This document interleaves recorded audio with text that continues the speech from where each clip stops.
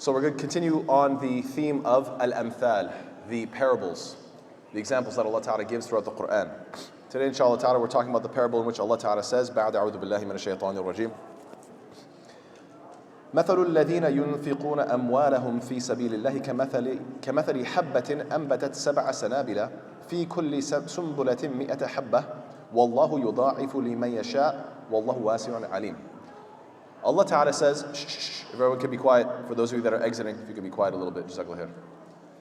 Allah is saying what? The example of those who spend their wealth in the path of Allah, in the way of Allah Ta'ala, is like a seed of grain which grows 7 spikes. In each spike is like 100 grains, and Allah multiplies His reward for whom He wills. Allah is all-encompassing and all-knowing. So a few points about this. Number one, why does Allah subhanahu wa ta'ala give the example of the grain? Well, perhaps it's because it can multiply without you adding any extra work. Notice that the ayah doesn't mention any farmer and any extra work. In other words, this thing grows and subhanAllah, it can multiply and multiply over and over again. This is the mercy of Allah Ta'ala. And if the earth can multiply its benefits so copiously, then subhanAllah, how much greater is the mercy of Allah Subhanahu wa Ta'ala? If the earth can be so generous that it does the work for you without even trying, giving you so many benefits, how much more the mercy of Allah? That's point number one. The second point I'd like to mention is about the linguistic gem that you can take from this.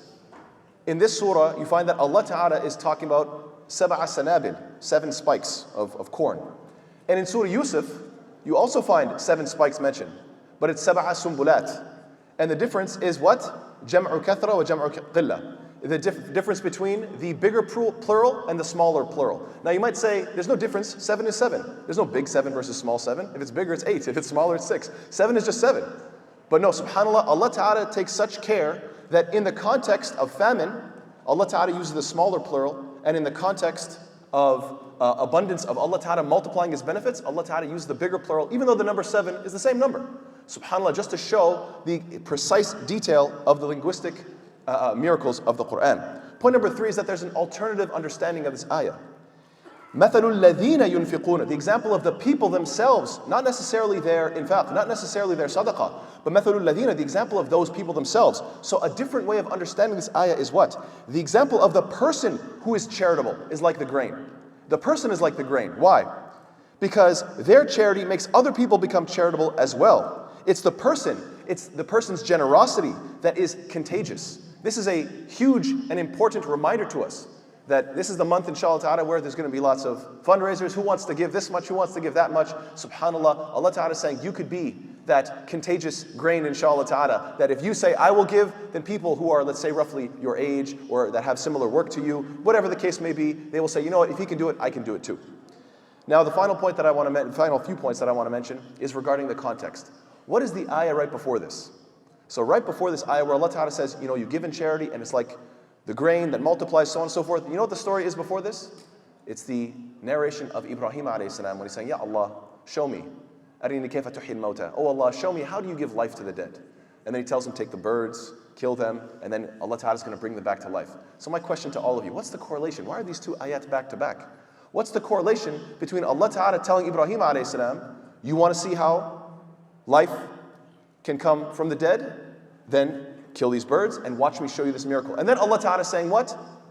To the believers, your example is like the grain. You multiply and multiply when you give fi sabilillah. What's the correlation between them? So we got to think about these things. It's a lot of fun to do so. Inshallah Ta'ala, I hope this is the takeaway. Always take the Quran seriously. Everything, every ayah. So, Wallahu Ta'ala a'lam, there seems to be 3 points. Maybe there's more, but I have 3 points. Number 1, just as Allah Ta'ala can take 4 lifeless birds and restore them to life, so too He can take a lifeless grain, put it in the lifeless ground, and give it life. Then that plant will produce food and more seeds and keep spreading, and the cycle has no foreseeable end. It has limitless potential. So that's point number 1. Ibrahim, you want to see, Ya Ibrahim alayhi salam, you want to see a miracle? Well, guess what? Each and every single one of us, we can see how the earth goes dead and then comes back to life. That's part of the miracle as well. That's point number 1. Point number 2, it's as if Allah subhanahu wa ta'ala is saying what? Now you, dear reader, oh you who is reading the Quran, oh believer, you want proof just like Ibrahim alayhi salam wanted proof? He got his proof with the miracle of the birds. Do you want proof as well? If you want proof, then why don't you spend in charity and watch how Allah subhanahu wa ta'ala can miraculously make your donations grow.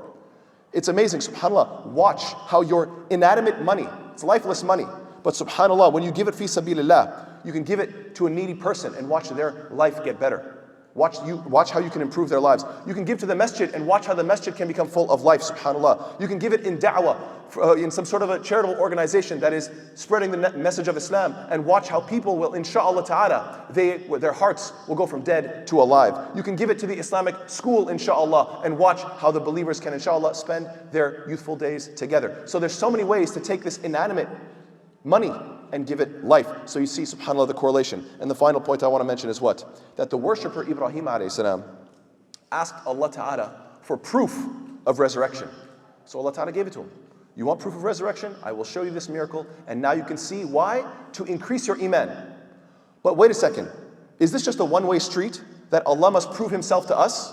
No, it's not just a one-way street. Now you prove yourself to me. You have iman, right? You have faith? Well, as the expression goes, put your money where your mouth is. So subhanAllah, these two coming back to back reminds us of which hadith? As-sadaqatu burhan. The Prophet says what? As-sadaqatu burhan. That sadaqah is an evidence. When you give sadaqah fi sabilillah, you're proving what? That you are a genuine believer. Why? Because you put your money where your mouth is. We all know the expression. Anybody can say, oh, I believe, I have so much faith. Okay, let's take a look at your bank account. How much have you given fi sabilillah? That's really going to prove if you believe or not. So Allah Ta'ala says, you can ask me for proof and I'll give it. But now I want to see the proof of your iman. Now that I have given you cause and reason to have iman, now you have to reciprocate in kind. And prove your iman is true. Give fi sabilillah. So inshallah ta'ala, with that, we close. May Allah ta'ala make us of those who are generous this month. Ameen ya Rabbil Alameen. Jazakallah khair. Wassalamu alaikum wa rahmatullahi ta'ala wa barakatuh.